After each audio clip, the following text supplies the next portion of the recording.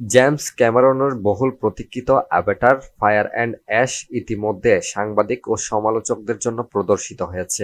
আগামী 19 ডিসেম্বর বিশ্বব্যাপী মুক্তি পেতে যাচ্ছে সিনেমাটি। প্রদর্শনী শেষে সমালোচকদের প্রতিক্রিয়া স্পষ্ট, নতুন অ্যাভাটার আবারও ঝড় তুলতে প্রস্তুত।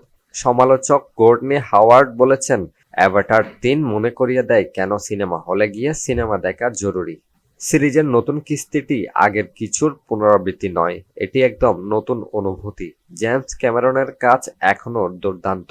নতুন সিনেমাটি আগের পর্বের পরবর্তী কাহিনী। সুল্লি পরিবার তাদের সন্তান নেটিয়ামের মৃত্যু নিয়ে শোক করছে। নতুন বিপদ আসে আগুন উপজাতির মাধ্যমে।